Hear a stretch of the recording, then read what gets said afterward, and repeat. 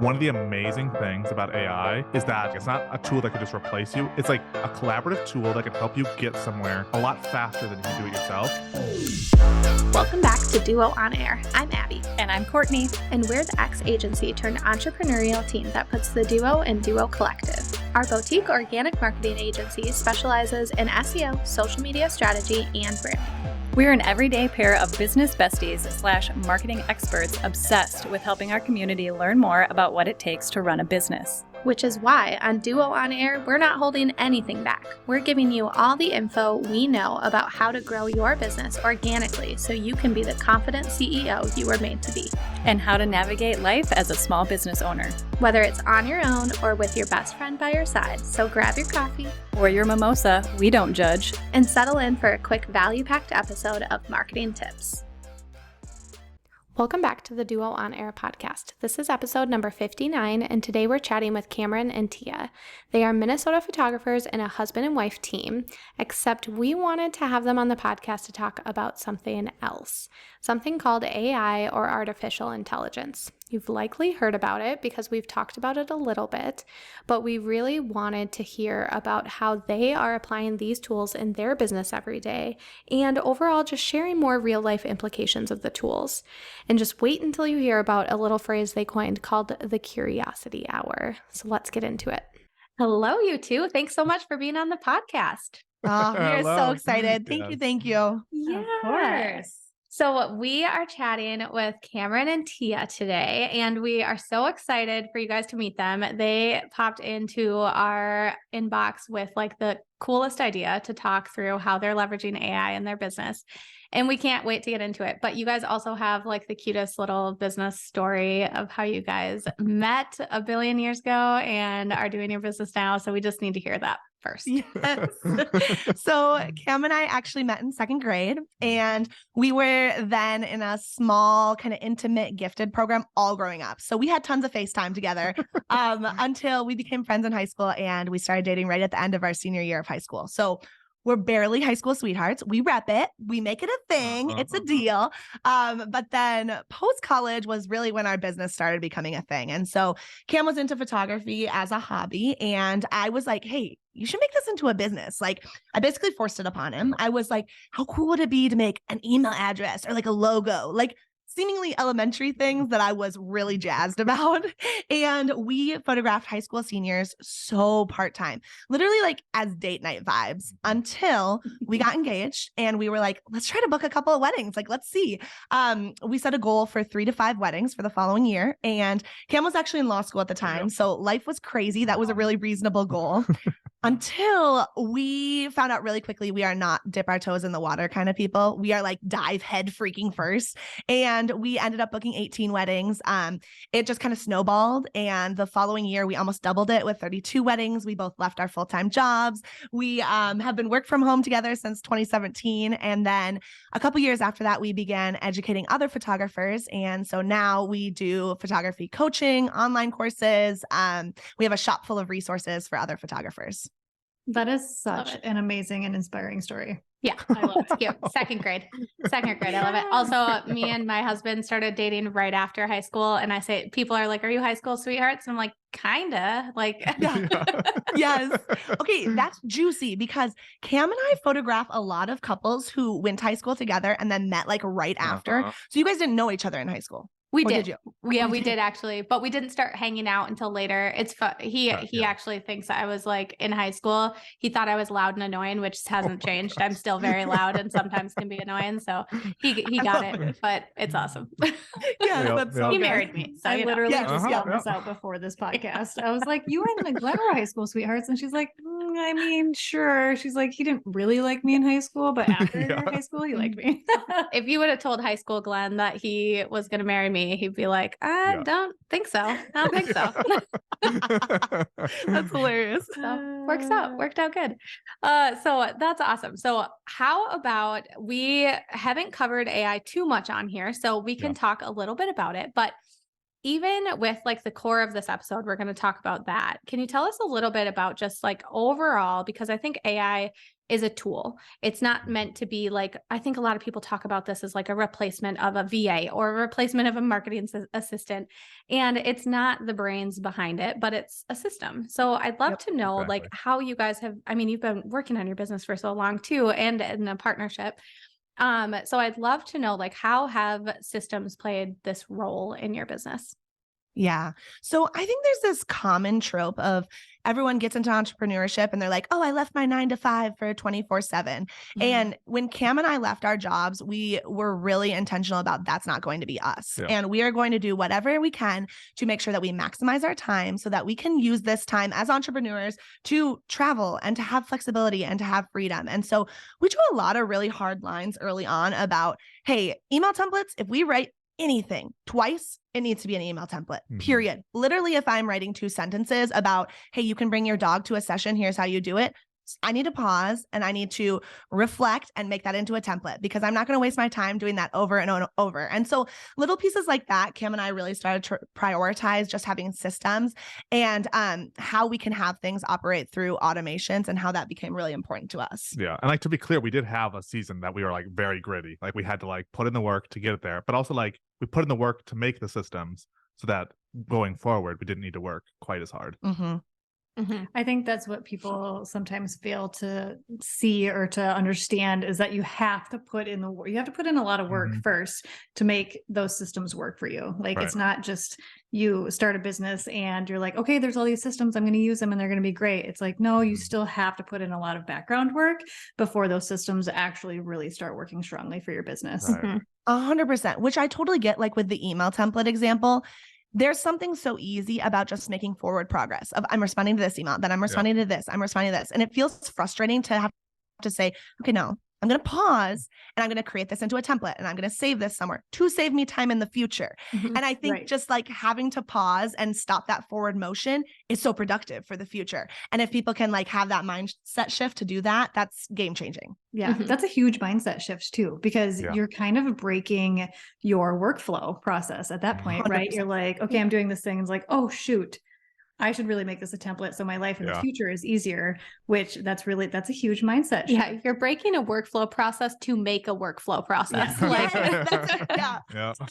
But email templates are like genuine lifesavers in our business. I don't know how we functioned before them. And I'm ashamed to say that it's took me probably 40 episodes of the podcast before I was like, I need like actual guest podcast templated emails because I don't, and I'm doing the same crap over and over and over again. And we don't do guests for every episode, but it definitely took, I wish it took me only 2 times. Like I'm going to channel that energy next time. But yeah, I need to start thinking that like, if I'm going to write this twice, it's a template. It's a smart idea. Yeah. Awesome. Okay. So in regards to AI, I love that you guys brought us this idea. And I also just want to get into it because I think we all think so much about like our own industry as well. And like, I love to hear about how people in other industries are using it. Like my brain in terms of like SEO is like, I use it in very specific ways for SEO that not everyone is going to use. So I would just love to hear overall, like, how are you guys leveraging AI within your industry? Yeah. You want me to start? Yeah. So I feel like, I mean, one thing that's hard is like, we have so many different roles we're trying to do. And it's like, it can be so time consuming to sit here and try to like be an expert in like 12 different fields to get it done. I think one of the amazing things about AI is that while it's not like you were saying, it's not a tool that could just replace you. It's like a collaborative tool that could help you get somewhere a lot faster than you can do it yourself. So like for us, as photographers, 2 tools that we're trying out, we're using right now are a culling tool called Filter Pixel. And so it uses its AI to go through, look at all of our photos and ostensibly select the best ones, and then a separate AI tool called Imagen AI that then edits them. You upload your photos. Actually, you upload your edited photos first, so it can create like a profile based on you, and then using that, you upload unedited photos, and it'll do the editing for you. Really exciting, cool tools. Not anywhere close to being perfect yet. Like so many downsides, but also it's like with so many of these tools, and I think we're gonna get to this in a second, is like you're learning what the shortcomings of the tool are and working around those basically, and like really like maximizing your use cases of those sort of. And so like with Imagen, maybe like 40 of an entire wedding are perfect images. Like we'll upload 800 images, 40 are perfect, which is a super small yeah percentage. yeah in that's like general. nothing. Yeah. But then like 600 are pretty darn close, and like it's saving me maybe like 4 hours of work Mhm. to get like that starting point. And so all I'm doing then is going in and I'm tweaking type thing. So it's like it's fun and exciting to see where this is going and like what it could maybe potentially do in the future. But it's also like even now, like knowing what it can do, it's already saving me time, and like that alone is very exciting. That's so incredible. Like just the amount of time that you can get back Yeah. and some of the efficiencies that you can start building into your business with stuff like that. And like you said, none of them are probably going to be perfect, but you need to find out how it's perfect for your business and just kind of work with that tool and adapt your business to make sure that it works for you. Right. So with that, we're curious, like, were you guys hesitant to start using systems like this? Because I can see a lot of our followers being like, wow, that's incredible. But like, no, thanks. Like, I can't do that. I can't hand that off. Are you kidding me? Like, it's never going to be perfect. So just kind of curious about like your guys' hesitancies when it comes to that. Yeah, I was super nervous. Yeah. I was just really against it. And I think Cam has always had this mentality going back to the like jump right in. Cam is that way with everything technology I related, love which that, is yeah. so admirable. He is just like balls to the walls, ready to freaking go. And I was like, what does this have to do with us? I don't want to explore this at all, until he started going through our house. Yeah. And so like I'm also just like a very like curious person in general, and like I want to like keep learning and like see what's out there. I don't know, like what's this cool new tech thing that I'm hearing about, and like I want to try it out. And so I feel like when we just built our house in 2020, and while we were building, like I made sure like I kind of want like a smart house of sorts. And so like we have a lot of like really cool things in our house that Tia has come to rely on and really love. And so I was like, I mean, you know, like when we wake up in the morning and the shades automatically rise before sunrise, like that's kind of AI right there too. Every time you talk to Siri to ask the lights to turn on, you're using AI. And like when you're driving to the gym, our car has autopilot, and so it's helping you using AI. It's like all these little things in your life that you're using day in and day out to make your life a little easier or a little better that you're kind of now forgetting about are all little pieces of AI doing their thing in the background. And like I'm not really cool and exciting. Yes, our world and like our ecosystem, not just Cam and me in our home. Yeah. Just when I started looking farther and farther, AI is already here. Yeah. And it's already happening all around us in so many different ways, smaller components and some larger components that I realized this is already part of me. This is part of my daily routine. This is part of me. So if I'm already embracing that in smaller ways, let's embrace it in huge ways. Right. That's funny that you say that, because like to me, I'm like, oh, I'm so far disconnected from AI. Like I don't know a ton about it. I don't feel like I'm very knowledgeable on it. But like you were just saying, like with your smart house, we just have a Google or Alexa, and it's like, oh, actually that is AI. Like that's making my life a little bit easier in this weird way that you don't actually think of, like you're interacting with AI daily.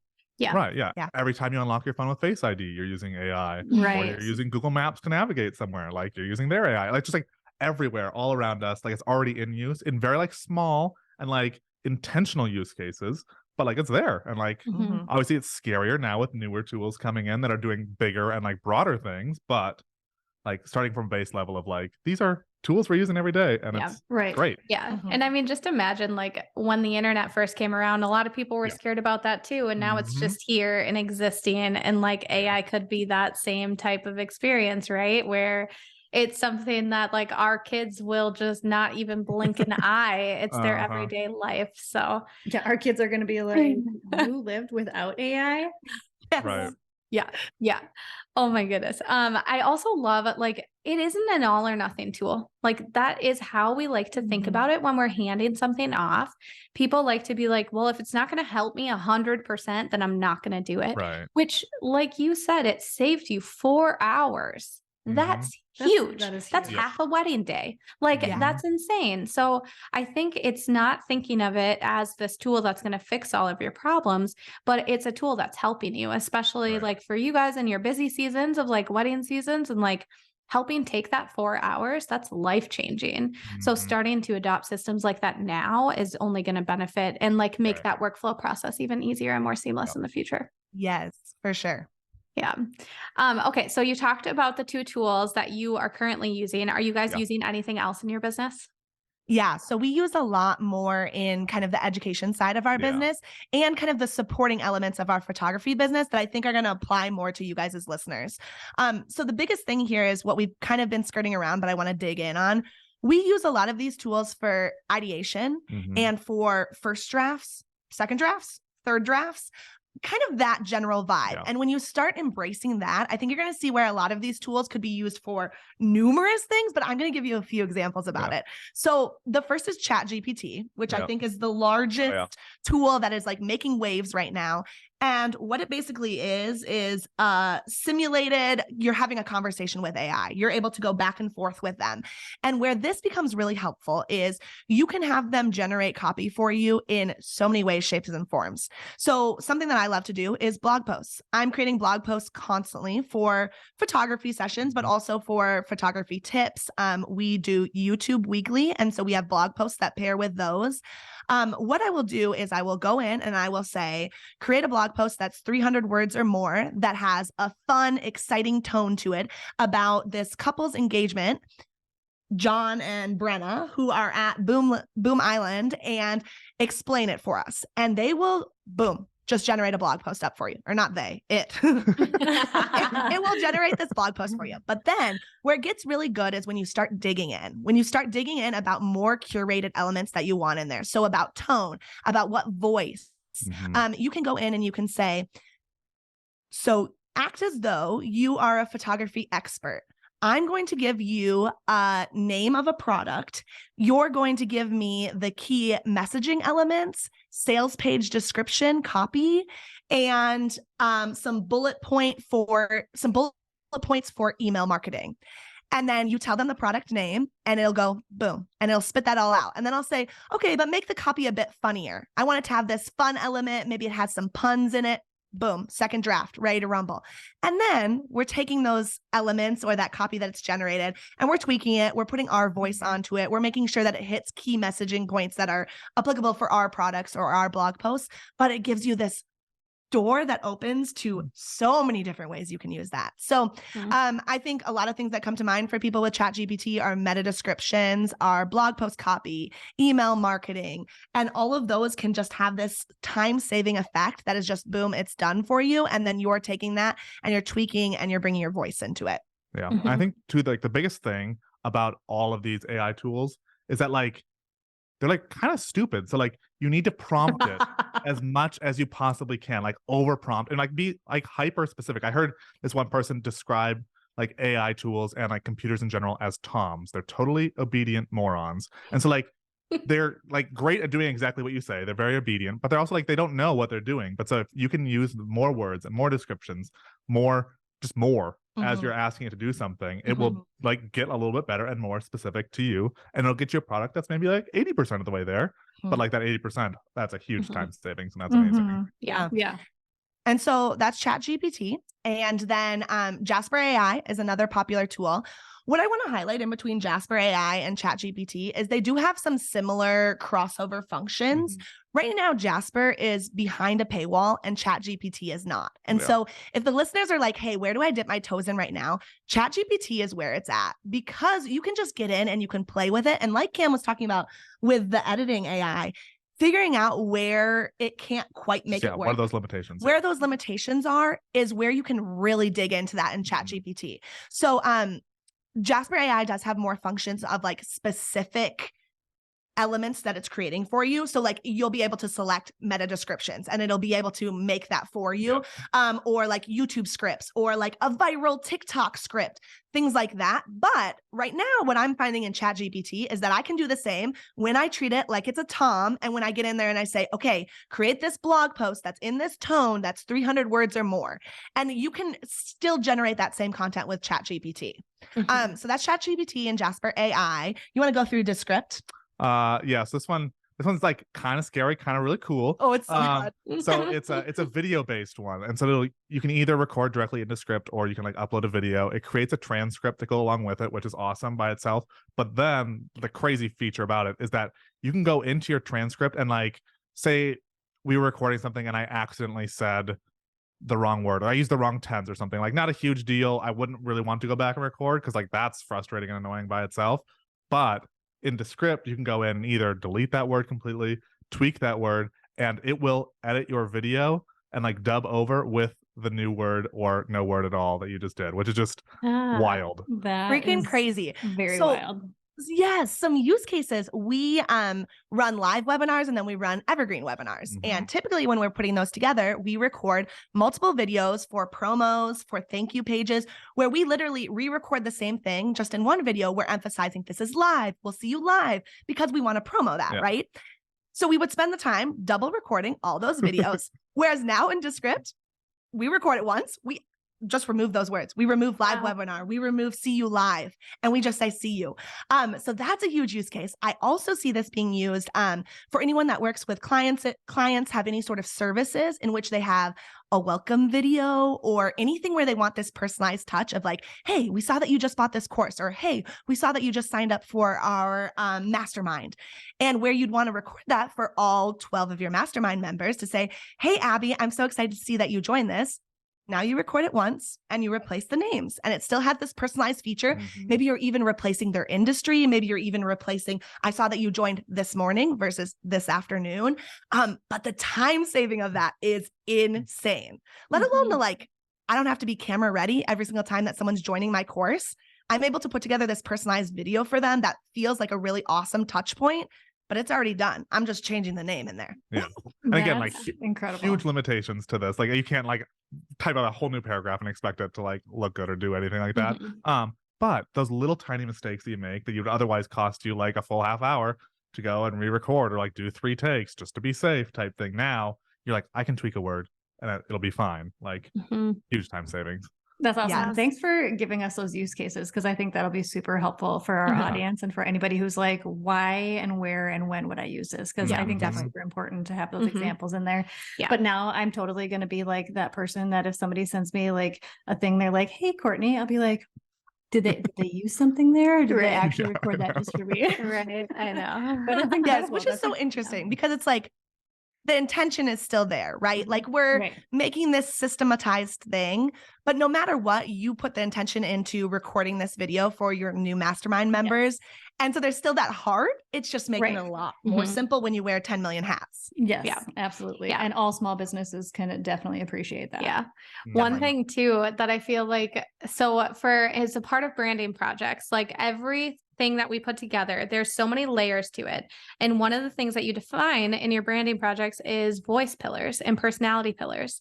And I love the opportunity to use those in your AI descriptions of educating your AI tool what your personality and your voice should sound like and making sure that it's matching that, because that is so powerful and just another reason why you need like that whole brand package of like figuring out like not only what you look like, but what you sound like, because then you can educate these tools to do that for you in a way. And I feel like that's what is scary to people with AI. They're just like, it's always going to sound like a robot, or it's always going to not be me and my personal brand and how we show ourselves to our audience. But and it is. But you're going to fix it. But like when you can tailor it to be closer and closer to you and to your brand, that's super powerful. Yeah. And I actually think that while we're talking a lot about limitations, I think that element of like ChatGPT is really strong right now. And it's just going to keep going from here. It's just going to skyrocket. But we're currently going through a journey where we're identifying a bit more about our messaging. And we've always had a very fun, joyful, flirty kind of brand in all of our copy. And ChatGPT not only is good at generating that for me, but it gives me a lot more ideas of, oh my gosh, this language is a really good match for me and I should be using that elsewhere. And so it's that ideation of like, I'm learning from the tool too, of like, oh, I should use that in our sign-offs, or, oh, wow, I hadn't even thought of that, but that's a really good fit. Or even just like asking it, like, what are some words that I can use in this copy to be more flirty or more fun or more bubbly or something like that. Like, just, I'm stuck here. What can you do? Like, give me some ideas, basically. Yeah. Along that, generating title ideas is insane. It might not get you there again, but it's going to get you a lot of ideas. That's going to help you generate ideas. You're going to be like, oh, I like this piece. Ooh, that could be good, but it needs to be tailored a little bit more this way. Yeah. And again, with like over explaining, like literally just like copy in the intro to like a YouTube script, paste it in and ask for 20 titles about this that are these 3 adjectives type thing. And it'll give you a list of 20 amazing titles. And it's, it's like a brainstorming tool. Exactly. Well. Especially, as solo entrepreneurs, if you don't have a partnership, and even if you do, like there's so many areas where bringing in a third party just to like help ideate stuff is so helpful. And I think for me, where I've been leveraging it is in areas I don't like to work. Like I don't like to craft content. Like that's essentially the point is like, it takes me a lot longer to like just jump into my email newsletter each week and write out the topic. But if I can get an idea generated and started, it's a lot easier to finesse from there. And like choosing podcast episode titles and like, SEO titles, meta descriptions, like all of those things are things that take brain power. And sometimes you're just not in it. And you need a little like oomph to like help you get there and also save your time when you're busy. So definitely. Yeah. There's one more that I want to touch on because I think it is just freaking fun. So it's called ManyChat, and ManyChat is basically an automated DM bot, and it operates on Instagram. It can also operate in Facebook Messenger, on SMS. And I'm sure when I'm saying bot, people are like, hold up, wait a minute. I do not like this, just has bad connotations on Instagram of like fake followers and spammy DMs. But what it is that virtually marketers can put in their reels on their posts, hey, comment this. So comment, start here. And then people will comment, start here, and it will send them automated DMs, and they can set it up however they like. So they can set it up to have it be an opt-in for their email platform. They can have it be an opt-in for a freebie. They can send They can send videos, they can send voice memos, and it can be this whole progression. So it gets full-on funnel. A full-on funnel where it gets people out of comments, gets people out of DMs, or gets people out of comments, gets people out of stories, gets them in DMs, that has this really personalized touch to it where it is all automated, but it has this full funnel for them where they can be sharing their name, sharing their last name, sharing their email, and then boom, they're signed up for a freebie. When I originally saw people starting to use ManyChat a couple months ago, I got on so many email lists because I just wanted to see the inner workings of it. It's fun, it's engaging. And I feel like when you're inundated with just the common like Instagram, this is what's happening. Okay, click the link. Now you can go here and you can opt in for this. Feels boring and it feels dull because we've seen it so often. And this feels super fun and super engaging. Even when you knew it was automated, like it's so fun seeing the amount of work they put in to like make it fun and bubbly and exciting. And like all these different things they're doing, like in the back end, their systems in place to still make it engaging, even knowing that you're just talking with a bot. Right. Yeah, it's super engaging. And if the listeners want to see how this works, you guys can hop on over to our Instagram. It's at Cameron and Tia, and you can just DM us, chat, CHAT, and we'll show you an entire funnel, how it works on the back end. We have a little of everything in there, the voice memo, the video, all of it. I love it. I'm going to do it. Pop in there.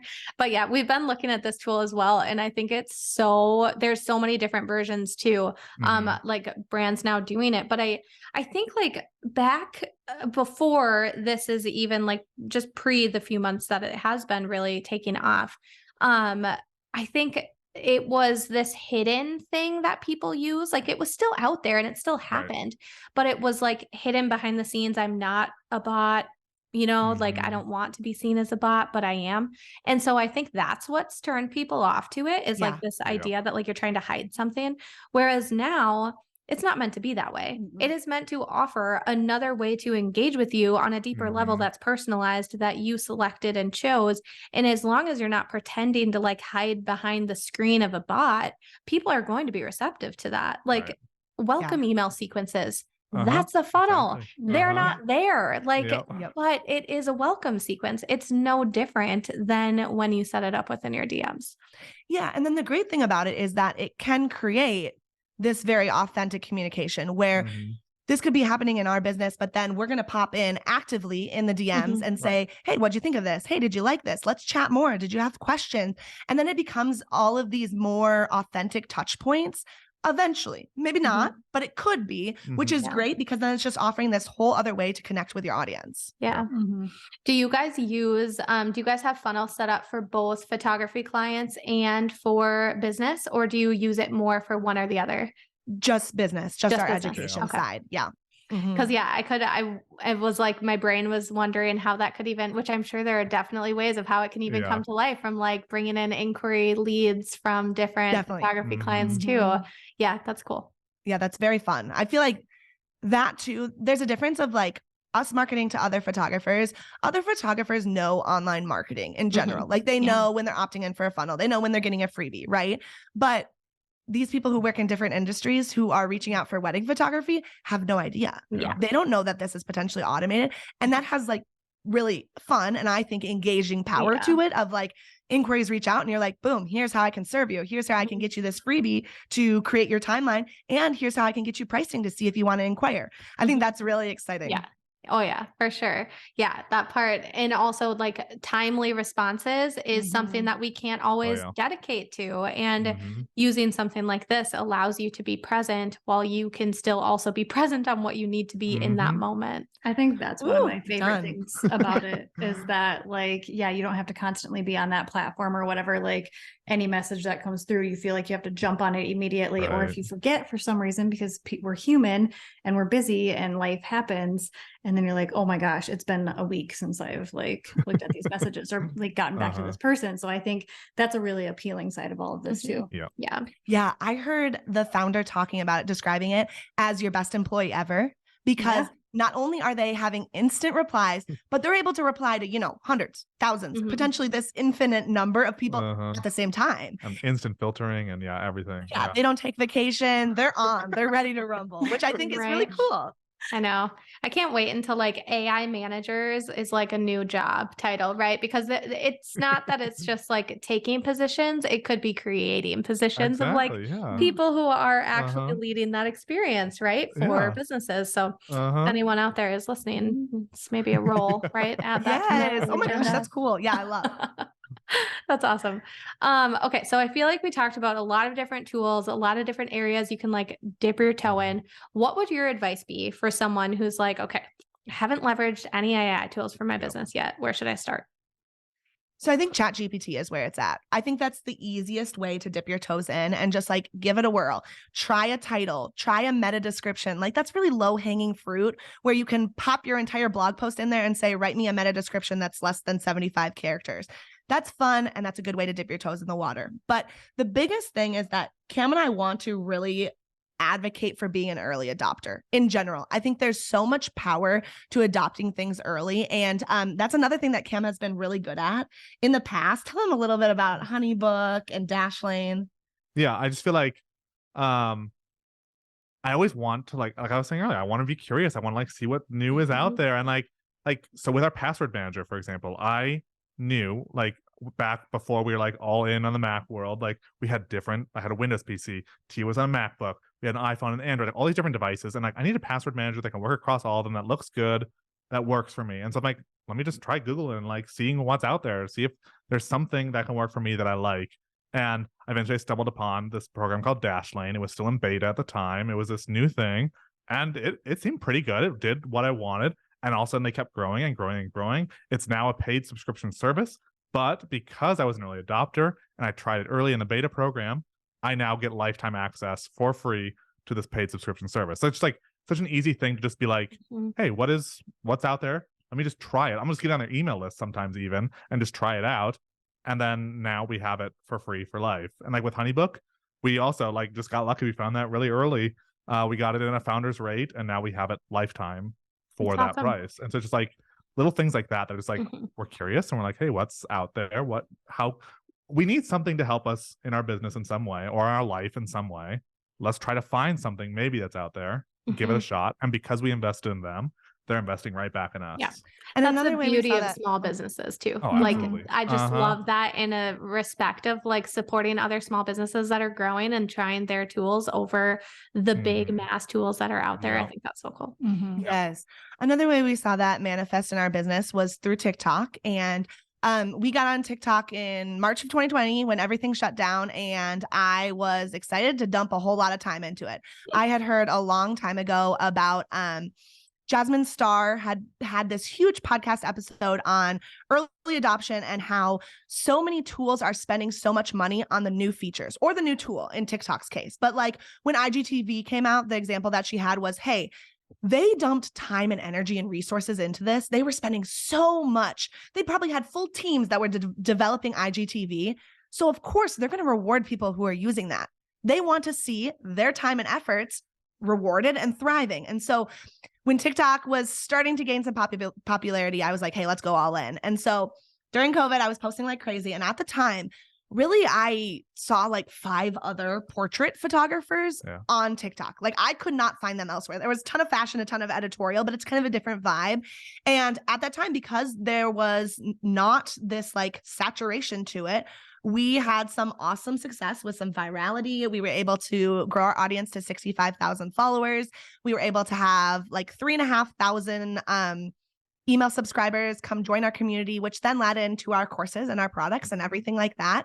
And so I think we just saw this huge payoff in a non-saturated platform where we could see a lot of success and we could see a lot of direct success. And so it's really propelled us forward of like every new feature that comes out, let's jump on it. Let's try it because they're going to push momentum and they're going to push energy to making that feature or tool a success. And if we waste a little time in it, I remember when Clubhouse came out, I was like, let's go. I didn't really see anything come from that, but it felt like a success in and of itself of let's go for it. Let's see what could happen there. Yeah. Yeah. I love it.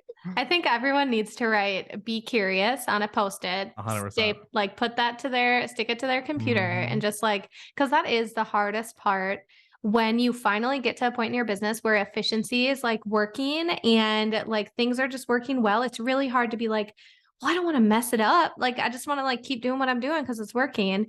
But I think as you grow and scale your business and like being different, like you got to keep being different and unique and doing new things. And like, the only way you do that is by having an open mind and adopting things that make you feel uncomfortable, like AI. So, and adopting them early, like you said, because I think a lot of people see all these new things happening, with technology, and they're like, absolutely not. Like, I couldn't do that. I don't understand it. I can't do this. It's another thing I have to learn. It's another thing I have to do. But the sooner you jump on board, the more beneficial it's going to be for you because you're going to learn along the way. They're going to change along the way and you can change and adapt with them versus jumping in 4 or 5 years later. And now you have so much catching up to do because you were too scared to jump in while it was like a new hot thing. So that's really interesting. Yeah. And here's how you make it tangible. So Cam and I are batch working queens and kings, like I know you guys are. And we have our whole week scheduled out and how we like interact with each other and what happens when. And we found that Cam loves to, we call it just research. He loves to spend lots of time just, looking up new tools, like looking up vacuums, like looking up just all these things. I don't know. Vacuums was the first thing that came to mind. I want him to research a new vacuum for us. But all these things where he just likes to look around, like he just likes to probe and prod. And so we created on Fridays, Cam has, we call it Curiosity Hour, but it is actually multiple hours in which he batch researches. He batch explores and sees what's out there. And I think circling back to our email template example, it's so hard when everyone feels like I have so many hats and I can't take time to research this new tool, even though they might deep down know that that tool is going to save them major time. It's that you have to take 2 steps backwards. And so 2 steps backwards take, 100 steps forward. And so Cam having a dedicated time in his week where that is the time that I do that.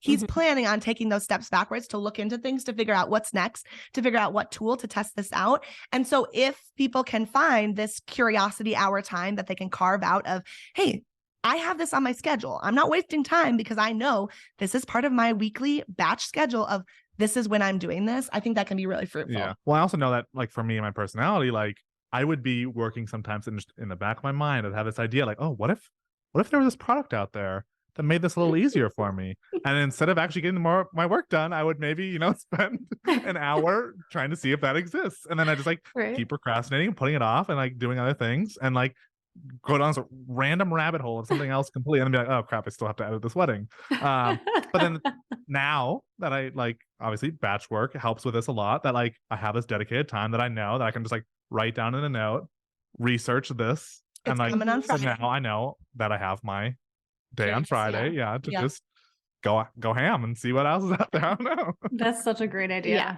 I love that. I think I can resonate with that so much because I do love to like look and see like what else is out there, what other tools are out there, and like just investigating into things. And we started a membership that is solely for our SEO group coaching students. So those students are allowed to join a membership every month, and then each month I jump live with them and share what's new in the world of SEO. Ooh, cool. They love it because obviously I'm sharing with them what's going on. I personally love it because it's literally it's my time to make sure that each and every month I'm investing knowledge into like what's new, what's happening out there, what's changed, like what do we need to know?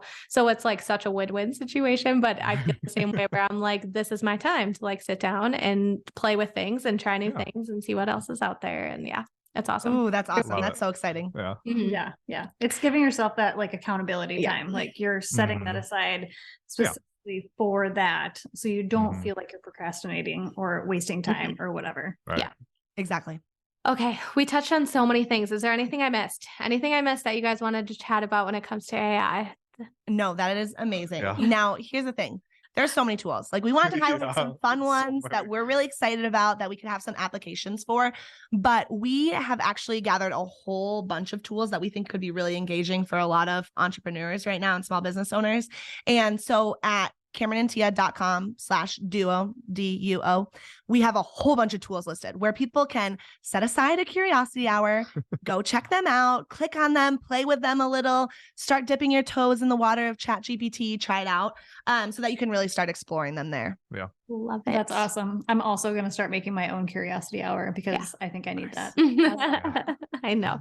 And I'm downloading that list. So yes. Awesome. Okay. Well, can you tell everyone where to go to find you? Yes, you can find us on all the platforms at Cameron and Tia, our first names. So CAMERON and AND, Tia, TIA. Awesome. We will link everything in the show notes so everyone can get it. And thank you so much for joining us today. Thank you guys. This was awesome. If you liked this episode, please be sure to share it with a friend and subscribe so you don't miss any new episodes dropping every Monday. Plus, if you haven't already, please leave us a review and don't hesitate to share any new episode ideas. We love hearing from you and creating this content for you. See you next week.